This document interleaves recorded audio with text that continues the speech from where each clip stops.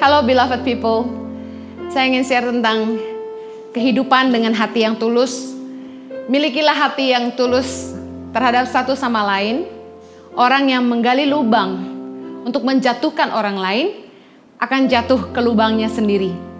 Saya percaya dalam kehidupan kita bersama dengan banyak orang, ada orang-orang yang tentunya kita anggap sebagai saingan. Ada orang-orang yang kita kurang suka. Ada orang-orang yang menurut kita tidak bisa bekerja sama dengan kita.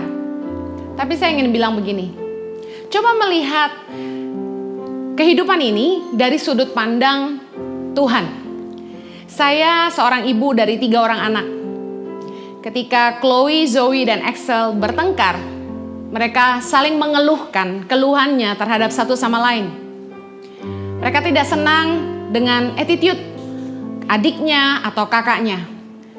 Tapi sebagai ibu yang melahirkan mereka bertiga, yang sudah pastinya saya menyayangi mereka bertiga, saya ingin mereka saling mengerti, saling menerima, dan saling memaafkan.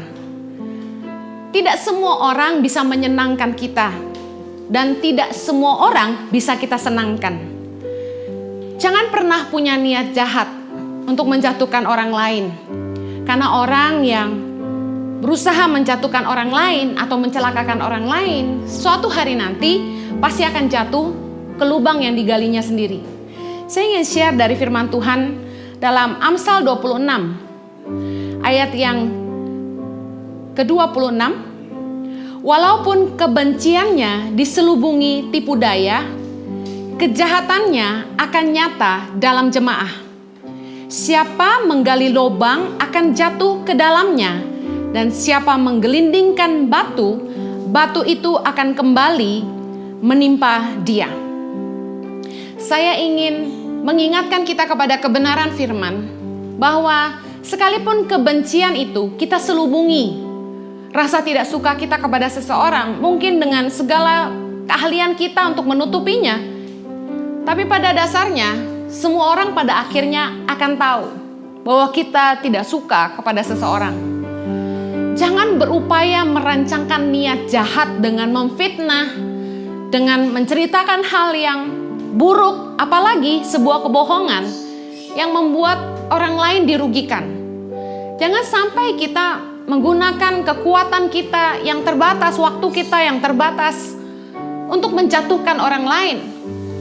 Ingat baik firman Tuhan, bahwa sebaik-baiknya kita menyelubungi kebencian kita kepada seseorang, semuanya itu akan dibukakan dan semua orang akan tahu.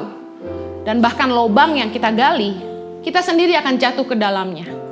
Saya punya banyak staf di lapangan yang tentu satu sama lain ada yang tidak saling suka.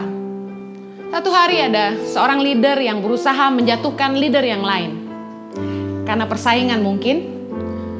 Tapi ketika satu hari isu-isu buruk dimunculkan dengan segala macam upaya dia berusaha menjatuhkan temannya. Sebagai pemimpin, saya tidak cepat mendengarkan masukan dari satu orang. Saya dudukkan semuanya, dapat informasi sebanyak-banyaknya, baru kemudian berusaha mengambil keputusan yang bijak. Kita jangan cepat termakan omongan orang, apalagi laporan dari bawahan-bawahan kita tentang rekan-rekan kerjanya. Karena belum tentu laporan itu benar. Bisa jadi karena iri hati, karena ingin lebih dipercaya. Ada orang-orang yang berusaha membusukkan nama baik rekan-rekannya. Kita harus bijaksana untuk mendengarkan dengan 2 telinga. Satu hari saya melihat Tuhan memberi pembelaan kepada teman yang dijahati, yaitu salah satu dari leader saya ini. Dia hampir keluar, dia hampir mengundurkan diri. Satu hari dia sudah tidak tahan karena namanya dibusukkan kemana-mana. Dia menangis datangi saya dan ingin resign.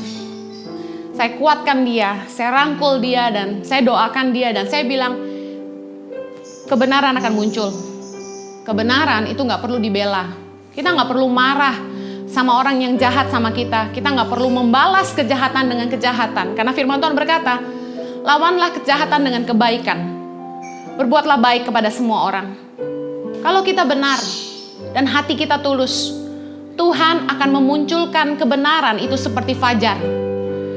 Satu hari terbongkarlah semua kejahatan, semua kebohongan, baik yang dilakukan terhadap teman-temannya maupun terhadap kami pemimpinnya. Dan di mata semua orang, kesalahan orang ini dibukakan. Dan hari ini dia sudah tidak bersama-sama dengan kami lagi.